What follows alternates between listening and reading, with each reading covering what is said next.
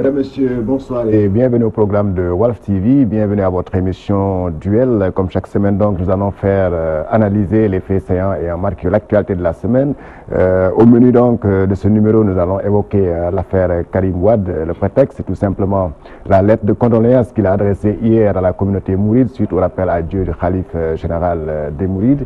Une lettre dans laquelle il fait quand même cas des conditions dans lesquelles il a quitté le Sénégal. Il dit avoir été expulsé du Sénégal et donc contraint à un exil forcé. Alors, ce qui fait dire, ou bien ce qui fait penser à certains qu'il y a quand même quelque chose de non dit dans l'affaire Karim Wade, qui est par ailleurs le candidat désigné du Parti démocratique sénégalais.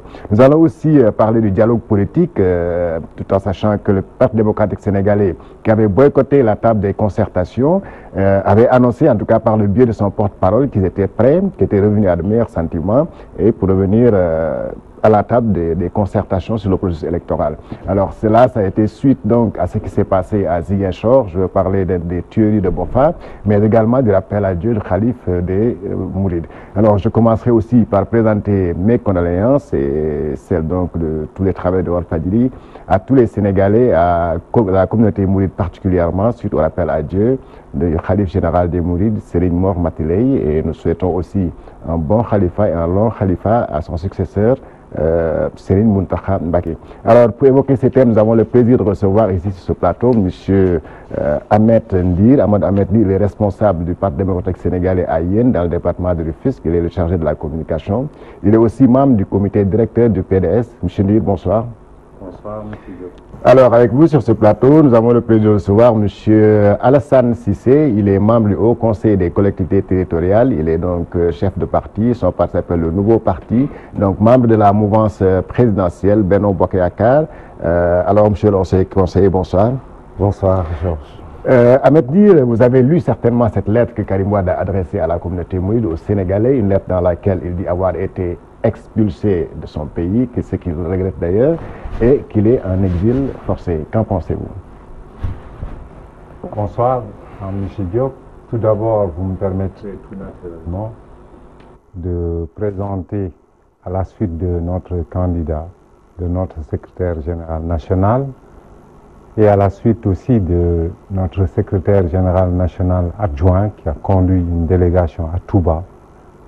Vous me permettrez de présenter à nouveau les condoléances de mon parti à toute la communauté mouride, particulièrement à tous les Sénégalais,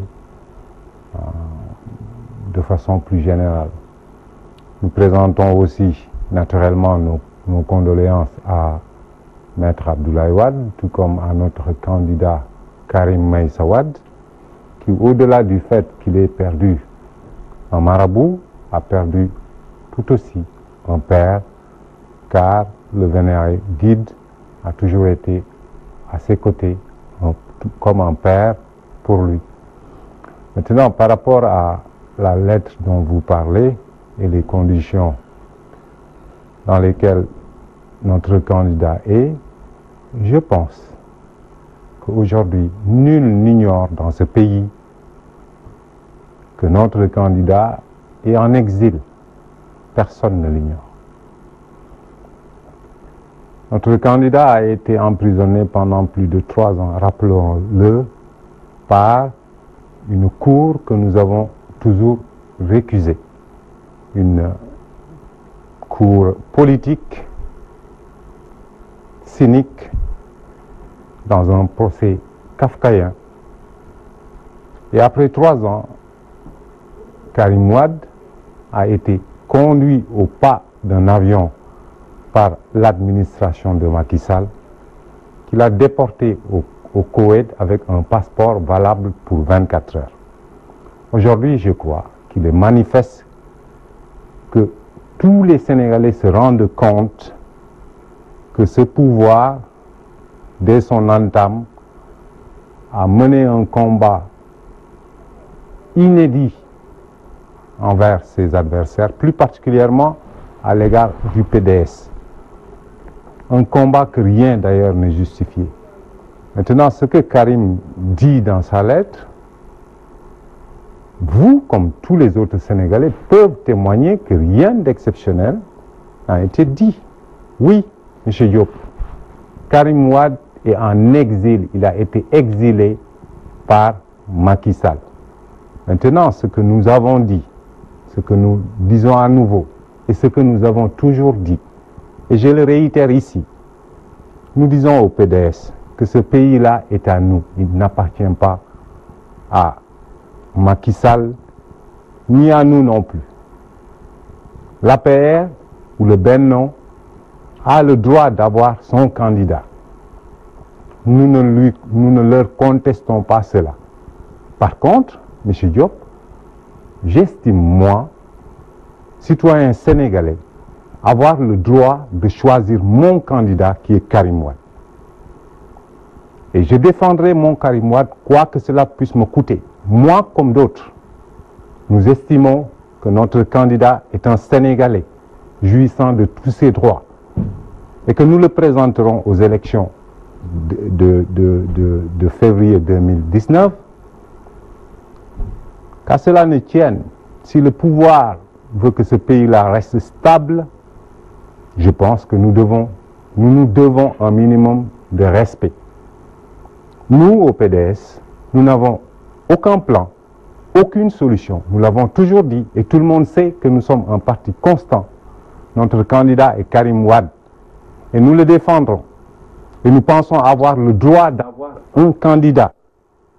Maintenant, que chacun prenne ses responsabilités. Que chacun, je reviendrai sur cette candidature. Alors, M. Alassane Cissé, Karim s'est dit un exil, contraint à l'exil. Il regrette d'abord avoir été expulsé de son pays. Que répondez-vous? Merci Georges. Je voudrais d'abord présenter mes condoléances et celles d'Omé Réunie à laquelle j'appartiens, à la Oumma islamique, au peuple sénégalais et au président de la République Macky Sall. Je saluerai par la même occasion mon co-débatteur M. Ndir du Parti démocratique. Je voudrais vous dire que quand j'ai lu cette lettre, elle était pathétique. C'est regrettable. Et je crois que, comme le dit M. Ndir, leur candidat autoproclamé Karim Meïssa Wade, qui dit qu'il a été forcé de partir en exil involontairement, mais c'est volontairement qu'il est sorti de la prison. Et je crois que c'est volontairement qu'il a été chez Maître Madické Niang pour prendre sa valise et aller à Doha. Donc, après avoir été en procès avec l'État du Sénégal, on l'a condamné et 3 ans après, le président Macky Sall l'a gracié. Je crois que le Parti démocratique, habitué au protocole, après le protocole de Rebeuss qui dit qu'il y a protocole de Doha, ils doivent nous édifier sur ce protocole, ce qu'il en est. M. Karim Wade est libre de ses mouvements à Doha, à ce que je sache.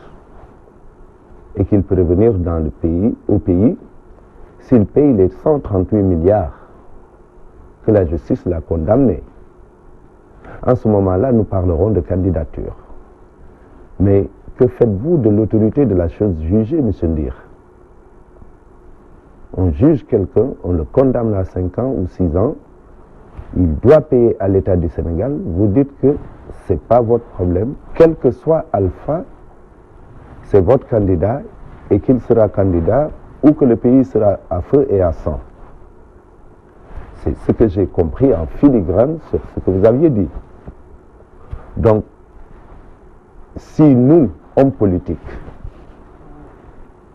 nous nous mettons à braver les interdits, nous nous mettons à dénier la justice de son droit, qu'adviendra-t-il de ce pays? Si vous me répondez à cette question, je crois que nous pourrons discuter sur le cas Karim Wade. Voilà, M. Ndir, véritablement, est-ce que vous sentez que M. Karim Wade vous dit la vérité dans tout ça? Est-ce que vous ne sentez pas un parfum de deal comme le soupçonnent certains Sénégalais? Je vous remercie beaucoup, M. Diop, pour cette question. Et je pense que ce que je vais dire va être très clair. vous savez, vous, en dehors du plateau, que beaucoup d'entre nous au PDS sont des hommes responsables. Certains même parmi nous ont été des hommes d'État. Est-ce que vous pensez en cet instant que si M. Karim Wade n'était pas un homme sérieux, rigoureux, compétent et courageux, est-ce que vous pensez que quelqu'un comme moi allait suivre M. Karim Wade qui a mon âge? J'aimerais vous dire à vous et à l'endroit de tous les Sénégalais que nous faisons totalement confiance à notre candidat qui est Karim Wade. Nous le savons responsable. Et j'aimerais rassurer nos militants en leur disant que Karim sait ce qu'il a à faire et il va le faire. Il n'a jamais manqué à ses obligations. Il n'a jamais manqué à ses devoirs. Karim sait, moi aujourd'hui, dans mon parti, là où je suis, j'essaie de faire de mon mieux pour assumer mes responsabilités. Et je suis certain. Mais que faites-vous de l'amende de 130 milliards? J'en suis convaincu, je suis certain que Karim ne manquera pas d'un centimètre à ses devoirs et à ses obligations. Et cela, tous les Sénégalais, mais particulièrement tous ceux qui sont du PDS, doivent le savoir. Que chacun de nous fait ce qu'il a à faire. Et qu'on laisse à Karim, à qui on a fait confiance. Et on a totalement fait confiance à Karim. Qu'on le laisse à ses obligations. Il n'y manquera pas. Maintenant, par rapport... 138 milliards, vous savez, M. Diop, nous l'avons dit et répété, la CREI n'est pas la justice pour nous. La CREI est une cour de règlement de comptes politiques. Que ferez-vous, M. Diop, si nous parlions de 138 milliards?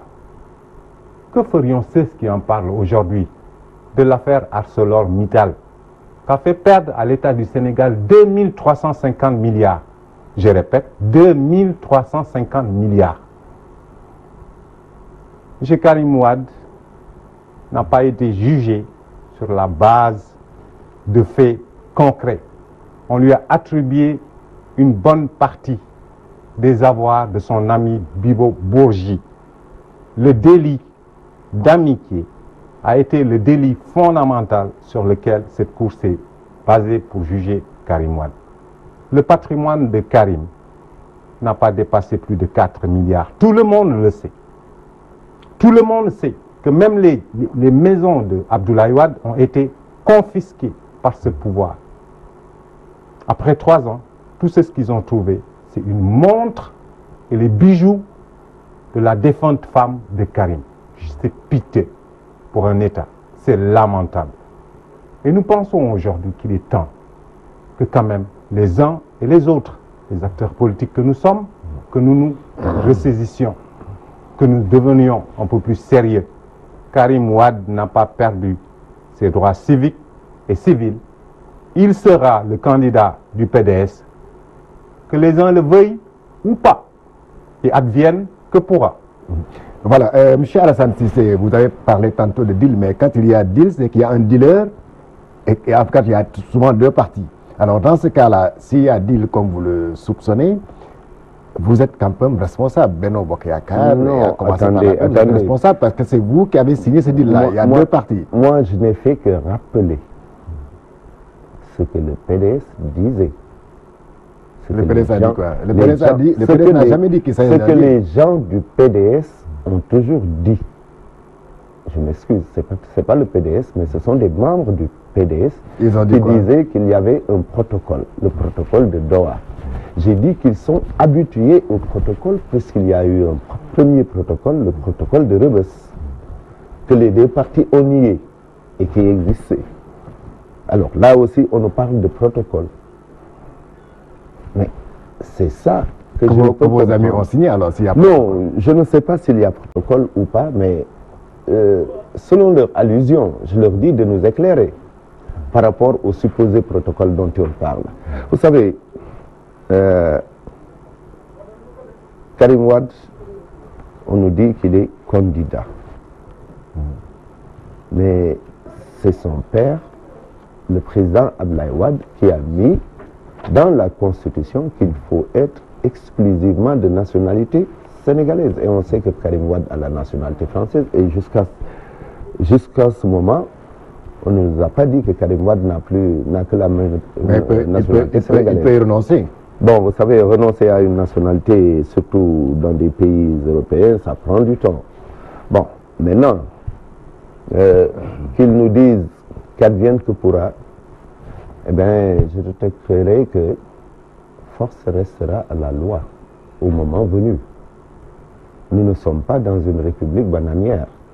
Nous sommes dans une république avec tous les attributs que cela comporte. Alors, il ne faut pas qu'on use de la menace pour faire passer quelqu'un. Je crois que, comme l'a si bien dit M. Ndir, que les hommes politiques se prennent au sérieux.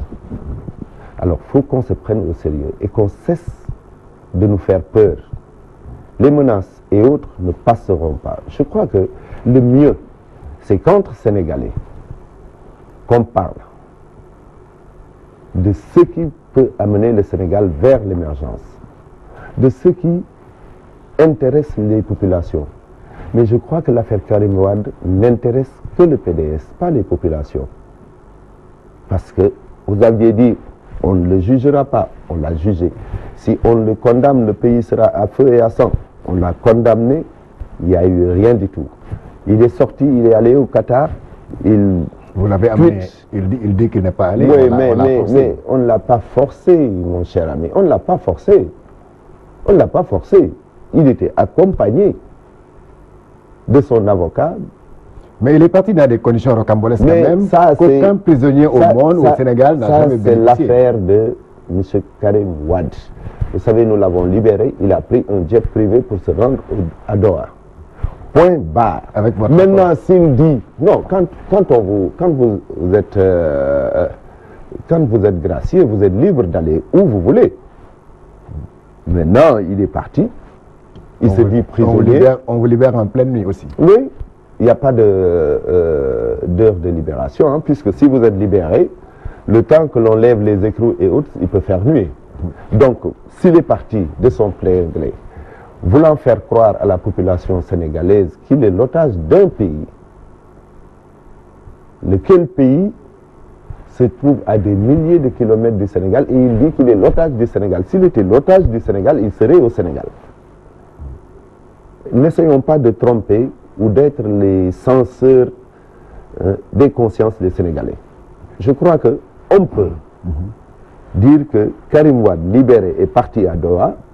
S'il veut se refaire une santé politique ou une virginité politique, les Sénégalais ne sont pas doux. Et je crois que 2019 ne sera pas loin. Monsieur Ndir, vous, au niveau du PDS, vous dites que vous n'avez pas de plan A, vous avez un plan A, mais pas de plan B, ni de plan C, ni de plan Z. Pourtant, vous évoquez toute cette candidature, mais Karim lui-même, dans ses correspondances, en tout cas, à ce que je sache, il n'a jamais fait état de cette candidature-là, pour la confirmer ou l'infirmer. Attendez, M. Diop, nous sommes un parti. Nous avons tenu un congrès, et à l'issue de ce congrès, nous avons investi notre candidat. Vous, M. Diop, vous, tout comme M. Cissé, les Sénégalais qui nous suivent savent parfaitement que le PDS va avoir un candidat. Tout le monde le sait dans ce pays. Il n'y a pas besoin de se tromper ou d'essayer de faire peur ou de jouer. Tout le monde, nous remercions au passage les Sénégalais qui nous font confiance et qui sont si nombreux, qui fait de notre parti la première force politique de ce pays. Nous les remercions. Et tous les Sénégalais, de tous bords qu'ils soient, savent parfaitement que le PDS ira en ces élections. Maintenant, ce que je veux souligner et répéter, je dis, nous sommes, nous, les démocrates, nous nous sommes battus pour faire avancer la démocratie dans ce pays. Nous aimons ce pays tout comme les autres. Nous y avons les mêmes droits que les autres. Je répète, le PDS a le droit d'avoir son candidat. Bien sûr. Son candidat, il s'appelle Karim Meïssa Wade. Karim n'a pas besoin de dire à travers des correspondances qu'il est le candidat du PDS. Il l'a accepté. Notre congrès l'a investi comme notre candidat. Il sera notre candidat. Maintenant, ce que nous rappelons, c'est que autant l'APR ou le Benno a le droit d'investir Macky Sall comme candidat, autant le Rewmi a le droit d'investir, par exemple, le président Idrissa Seck comme candidat, autant nous aussi qu'on nous laisse le droit d'avoir notre candidat. Il se nomme Karim Meïssa Wade. À l'égard de nos militants, j'aimerais encore répéter et dire que tout le monde sait dans ce pays que Karim est un homme courageux. Il a fait 3 ans dans les geôles de Macky Sall. 3 ans. Il n'a pas gêné un moment. Jamais, jamais il n'a été pris à défaut. C'est quelqu'un de rigoureux. C'est quelqu'un de sérieux. Tous au PDS, nous pouvons témoigner que Karim Wade est un homme sérieux, qui respecte ses engagements. Il sera là bientôt. Il l'a dit d'ailleurs. Et le PDS le portera, si les Sénégalais nous font confiance, à la tête de ce pays, pour redresser ce pays, pour remettre ce pays au travail et mettre fin à l'intolérance et à la violence d'État qui a été instaurée. Le Sénégal est devenu un État de police. Tout le monde se rappelle des images choquantes de Omar Sarr, presque bastonné par la police, de Abdoul Mbaye, monsieur le Premier ministre Abdoul Mbaye, suffocant à cause des gaz lacrymogènes. Depuis 2012, un régime de terreur et de violence a été instauré dans ce pays et qui continue jusqu'à maintenant avec l'emprisonnement de monsieur le maire Khalifa Sall. Cela suffit un peu. Et nous pensons que rien que pour cette raison, il est vraiment temps que les Sénégalais se ressaisissent et montrent à cet État que ce n'est pas comme cela que nous voulons notre pays. Il faudrait que tous ensemble, que nous nous remettions ensemble et que nous changions de façon de voir et de faire. Voilà, merci. Nous allons donc... vous voulez ajouter quelque chose? Non, je voudrais simplement dire que si le PDS, qui a eu un État vraiment répressif, avec la mort de 12 personnes en 2012, avec le lancement des lacrymogènes à la Zaouia Cheikh Ahmed Tidiane Sy, ce PDS qui a bastonné tout le monde, qui interdisait à des candidats de battre campagne, se met aujourd'hui dans la peau d'un agneau. Je me demande si les Sénégalais n'ont pas de mémoire. Vous ne pouvez pas effacer ce que vous aviez fait. Vous l'aviez fait. Les faits sont là et les faits sont sacrés. Vous ne pouvez pas dire que nous avons un régime de terreur. Nous n'avons pas un régime de terreur. Nous avons un régime qui redresse. Nous avons fait ce que nous avons fait et nous continuerons de faire. C'est que de 2008 jusqu'à 2012, le président a fait l'audit social de ce pays. Nous nageons dans une pauvreté extrême. Et il a changé la structure de l'économie pour pouvoir aider des Sénégalais. Aujourd'hui, c'est le PDS qui faisait du Yatayumbay. Quand on se rappelle des valises qu'on donnait à Segura, du milliard qu'on a acheté à une maison, à un terrain, quand on se rappelle des Mamadou Diop qui sont tombés, quand on se rappelle, je peux citer une fois, et c'est vous aujourd'hui qui osez dire aux Sénégalais, en regardant dans le blanc de l'œil, que nous avons un régime de terreur. Vous qui aviez terrorisé la population sénégalaise, vous qui avez asservi tout le monde, vous osez dire ça dans le blanc des yeux aux Sénégalais, que le régime de Macky Sall est un régime policier. C'est vous le PDS qui osez dire ça, allez le dire aux Sénégalais, sortez et dites ça aux Sénégalais. Ils vous rapporteront vos hauts fers d'armes. Ce que vous aviez fait dans ce pays-là, aucun régime ne l'a jamais fait. Allez voir les Sénégalais. C'est pourquoi ils vous ont vomi en 2012. Et voilà. De toute façon, Karim sera candidat, il ne sera pas candidat. Lui, il se considère comme exilé de force et même expulsé de son pays, le Sénégal. Et de toute façon, pour le Parti démocratique sénégalais, il n'y a pas de plan Z, il n'y a pas de plan B, il n'y a pas de plan C. Leur candidat s'appelle Karim Meïssa Wade. Nous verrons donc, comme disent les Anglais, time will tell. Dans quelques mois, on verra ce qui se passera. Cela nous amène à parler donc du dialogue politique. Le Parti démocratique sénégalais, comme vous le savez, avec certains partis de l'opposition, a boycotté la table des concertations sur le processus électoral. Curieusement, la semaine dernière, on a entendu le porte-parole du Parti démocratique sénégalais, M. Babacar Gaye, faire une déclaration. On ne sait pas s'il était pris par l'émotion avec le décès du Khalif général des Mourides et la catastrophe, en tout cas les tueries dans le sud du pays. Et il disait tout simplement que le Parti démocratique sénégalais était disposé à revenir dialoguer, en tout cas sur le processus électoral. Monsieur Dir, c'est ça que vous avez retenu?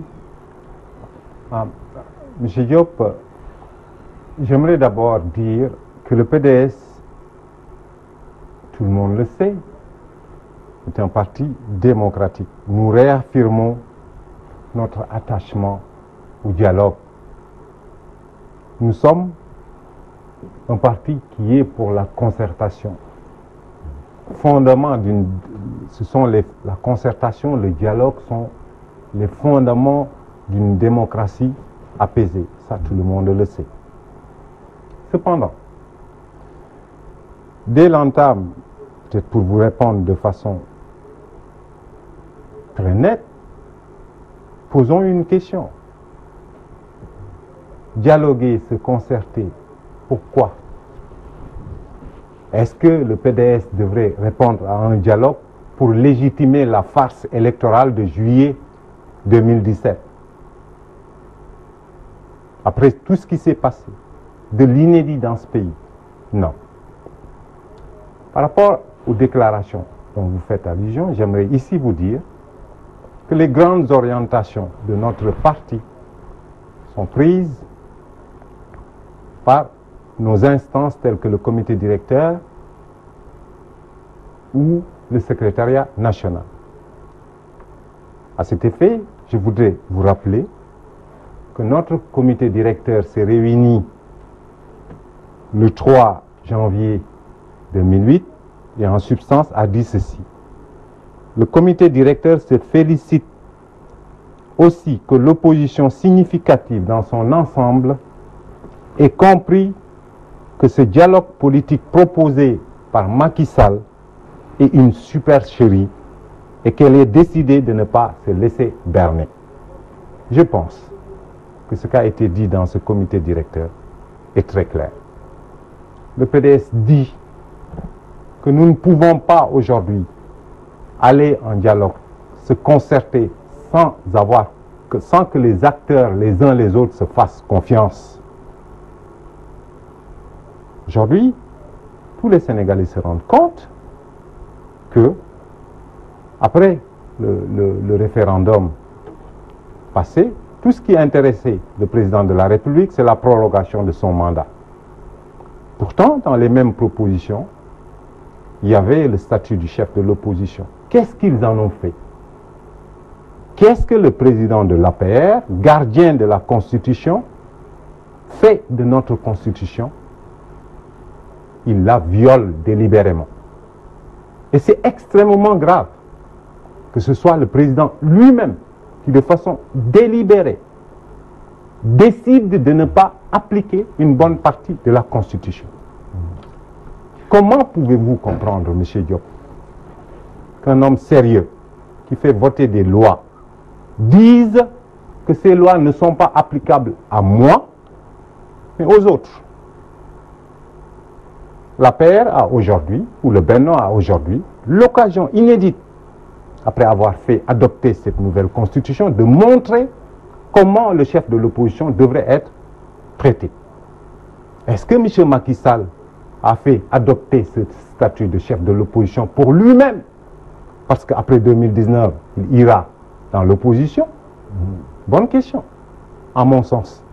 Comment pouvons-nous dialoguer, avoir confiance à ce que nous avons en face, quand Aucune manifestation depuis 2012 n'est autorisée, brimée systématiquement dans ce pays. Comment pouvons-nous dialoguer si par la violence, les opposants sont exilés ou emprisonnés? Voilà pourquoi nous pensons, et cela reste notre position à ce jour, oui au dialogue. Il y a des préalables à ce dialogue, parce que la confiance est totalement rompue avec ce qui s'est passé, cette farce, cette mascarade de juillet 2016. Nous estimons qu'il faudrait réinstaurer le consensus de toute la classe politique. Nous estimons aussi qu'il faudrait procéder au préalable à un audit du fichier électoral supervisé par l'OUA, les États-Unis et l'Europe. Des acteurs non neutres, évidemment. Nous pensons qu'au préalable, il faudrait mettre en place un vrai organe de supervision des élections. Car tout le monde se rend compte aujourd'hui que la Sénat n'est plus crédible. Nous estimons aussi qu'il faudrait avoir un conseil constitutionnel composé, ou plutôt capable de neutralité. Et enfin, nous pensons qu'il faudrait désigner à la tête de la Cour suprême des magistrats neutres. Il n'est pas possible d'instaurer la confiance si des pans entiers de notre justice sont soumis au pouvoir exécutif. Les Sénégalais se rappellent, par exemple, du juge Henri Grégoire Diop. Voilà clairement dit. Tout le monde se rappelle que durant 5 ans, nous avons dénoncé l'organisation des élections législatives par M. Abdoulaye Daouda Diallo. Durant 5 ans, le pouvoir en place a fait du forcing, comme à son habitude. Les résultats ont été catastrophiques. Maintenant, avant d'aller à un dialogue, nous pensons que nous posons là des préalables sérieux, des préalables vraiment que tous les Sénégalais voient que nous sommes dans nos raisons. Si le chef de l'État fait des appels juste pour des effets de buzz et de tromperie, nous ne répondrons pas à ce type de dialogue. Oui au dialogue, mais il appartient à M. Macky Sall, président de la République, gardien de la Constitution, garant de la stabilité nationale, de poser des actes concrets, sûrs et solvables. Parce que quand même, ça a trop duré ce jeu de ruse, de cache-cache qui n'honore pas du tout cet État. Voilà. M. Cissé, est-ce qu'aujourd'hui le PDS semblait vouloir lâcher de l'Est, mais parfois ils ont raison, surtout sur l'application de certaines décisions, comme par exemple le statut du chef de l'opposition. Mais est-ce qu'aujourd'hui vous pouvez dialoguer sans la première force politique de ce pays, de l'opposition en tout cas, qui est le PDS? Vous savez, le PDS veut le beurre, l'argent du beurre, la fermière et la crémière. Le statut de l'opposition, il n'y a pas encore eu de décret d'application. Nous l'avons voté, mais le président a dit qu'il fallait en discuter entre partis politiques. Est-ce que c'est le deuxième arrivé à la présidentielle qui est chef de l'opposition ou l'opposition parlementaire? Tous ces sujets-là devaient être discutés autour du ministre de l'Intérieur. Ils n'ont pas voulu venir. Vous savez, quand on a en face de soi une opposition en crise, dirigée par des hommes en crise, c'est ça la résultante. Les gens vont toujours dire, voilà, si vous ne faites pas ça, je ne vais pas venir. Si vous ne faites pas ça, je ne vais pas venir. Ils nous parlent du statut de l'opposition, alors qu'on pouvait en discuter autour du ministre de l'Intérieur.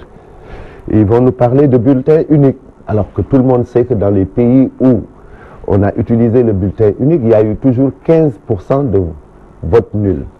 Ils nous parlent de cautionnement, ils nous parlent de tout. Mais ils ne vont pas à l'essentiel. L'opposition ne veut pas aller à Casanova. Vous savez, si cette opposition était vraiment sérieuse, si cette opposition voulait vraiment dialoguer, combien de fois le président a tendu la main vers cette opposition, qui n'a jamais daigné répondre à cette invitation. Mais le processus de révision autour du ministre de l'Intérieur, ça a toujours existé. À la veille de chaque élection, il y a un processus de révision des listes électorales et autres autour du ministre de l'Intérieur et on discute pour que la prochaine élection, qu'il n'y ait plus de faille, parce que la démocratie est l'œuvre humaine, elle est perfectible. Il n'y a pas une œuvre parfaite, même aux États-Unis, on a vu ça, avec l'avènement de Bush, là où il fallait recompter et autres. Donc, c'est quelque chose qu'on doit perfectionner tout le temps. Donc, qu'on nous dise Massamba ou Mademba, mais il y a des partis qui sont là-bas. Le CORED est là-bas. Il y a les non-alignés. Il y a eu un problème, ils sont en train de trouver une solution médiane. Mais si le PDS, qui se dit locomotive de toute l'opposition, ne veut pas venir dialoguer, alors que d'autres partis dialoguent avec l'État, mais vous pensez que c'est nous qui allons en pâtir? C'est le PDS qui fait la politique de la chaise vide. Ce qui sortira de cette concertation sera mis au devant et va aller à l'Assemblée nationale pour être traduite en loi. Justement, M. Ndir, est-ce que le PDS ne perd pas dans l'opération en faisant la politique de la chaise vide? Parce que quand même, il faut reconnaître que le pouvoir a lâché de l'Est en enlevant M. Abdoulaye Daouda Diallo, qui était un peu votre souffle-douleur, comme je peux le dire. On a nommé un autre ministre de l'Intérieur, même s'il est du reste encore membre de l'APR, mais il a désigné quelqu'un comme l'ex-ambassadeur M. Seydou Nourouba pour diriger ces concertations-là. Monsieur Diop, les revendications du PDS sont claires et audibles. Ce que nous demandons... Vous n'allez pas transiger. C'est clair et audible. Ce que nous demandons au président de la République, comme premier signe, s'il veut nous inviter à un dialogue franc, c'est de dire clairement que ces élections-là ne seront pas organisées par son ministre de l'Intérieur. Que les élections, comme l'avait fait le président Abdoulaye Wade, vont être organisées par une personnalité neutre. Ce que nous demandons n'est pas la Lune. Ce que nous demandons, ce n'est pas nouveau dans ce pays quand même, qu'on nous le concède. Ce que nous demandons, c'est ce que M. Macky Sall est venu demander ici à Walfadjri et qu'il a obtenu. Il avait même demandé plus, il avait même récusé le Conseil constitutionnel. Nous n'avons pas encore fait cela. Alors, soyons sérieux quand même. Soyons sérieux. Est-ce qu'on nous appelle au dialogue ou on nous appelle à avaliser une farce? D'accord? Quelque chose d'inédit, de honteux pour ce pays. Nous ne le ferons pas. Nous pensons être suffisamment clairs. Maintenant, je répète, nous avons tout le respect qu'il faut pour nos militants qui ont fait de nous la première force politique de ce pays. Maintenant, quand eux en face, ils pensent qu'ils peuvent faire ce qu'ils veulent, on verra bien. On verra bien. On verra bien. Donc, il reste peu de temps, nous allons juste évoquer donc ce qui s'est passé. Oui. En fait, discuter avec eux, c'est comme disent les Wolof, fanaanoo mbir bu daanu saa yoo demee bay dem mu ne la non bi ma ko galgalee woon su ma ko jafe defoon nii. C'est ça le problème. Voilà, nous allons donc aborder le dernier thème, c'est ce qui s'est passé en Casamance, M. Ndir. Donc, il y a une semaine, donc 13 jeunes. D'ailleurs, le bilan s'est alourdi avec donc le décès de 2 autres. On est maintenant à 15 même. Ce qui s'est passé donc à Bofa, dans le sud du Sénégal, et tout simplement été condamné par l'ensemble des Sénégalais. Aujourd'hui, quelle est votre réaction? Qu'est-ce qui peut justifier cette horreur-là? Alors, si vous le permettez, sur la Casamance, je pense que moi personnellement, j'aimerais pas beaucoup communiquer dans ce sens. En ce qui me concerne, je vais me limiter juste au comité au communiqué de notre parti qui condamne ce qui a été fait et qui rappelle l'État quand même à ses devoirs et qui lui rappelle ses manquements. Parce que la Casamance, vous savez, c'est un sujet très très douloureux pour nous tous. Autant pour nos frères qui sont en brousse, mais qui quand même, après tout, disons-le, sont des Sénégalais comme nous, autant pour nous autres. Presque toutes les familles du Sénégal ont été éplorées par cette crise. Maintenant, la seule chose que je vais me permettre de rajouter, c'est que quand même, j'aimerais dire à nos frères qui sont en brousse, tout comme rappeler à nous, politiciens, que cette crise dure plus de 30 ans. Que quand même, le Sénégal ne méritait pas cela. Partout où nous crions, où nous revendiquons une exception sénégalaise, je pense que dans cette crise, le Sénégal, les Sénégalais de tous bords qu'ils soient, du MFDC, comme ceux qui ne sont pas du MFDC, devraient quand même enfin se ressaisir et dire que nous sommes capables de dépassement. Nous sommes capables de grandeur. Ce pays, nous le ferons tous ensemble ou nous ne le ferons pas. Voilà, merci M. Di. M. Alassane Cissé, les gens ont évoqué parfois ce qu'ils ont appelé un règlement de compte ou bien coupe de bois. Est-ce que tout cela peut expliquer ce massacre-là? Je ne le pense pas. Je crois que ce qui s'est passé en Casamance, c'est l'horreur personnifiée. Nous avons eu à déplorer 15 jeunes, la perte de 15 jeunes. Pourquoi tuer 15 jeunes Sénégalais casamançais de surcroît? Cette rébellion a duré 30 ans que ça dure. Que de mots et de morts. Il est temps qu'on règle ce problème. L'État va assurer sa mission régalienne, tout en continuant de dialoguer. Parce qu'il n'y a jamais eu de solution avec les armes. Il y a toujours eu une solution négociée autour d'une table. Et je crois que l'État ne faillira pas à sa mission et le président ne dérogera pas à la règle puisque lui a toujours prôné le dialogue pour régler ce conflit qui a trop duré, qui a fait tant de morts et qui a disloqué des familles et des villages. Je crois que c'est toujours dans la marche de la paix. Il y en aura toujours des gens qui auront à cœur de saboter cette paix. J'en appelle à nos frères du MFDC, puisque moi aussi j'ai une moitié de ma famille à Ziguinchor. Que l'on puisse s'asseoir autour d'une table, discuter de la Casamance et du Sénégal. Et c'est cet appel que je lance au MFDC et au gouvernement du Sénégal.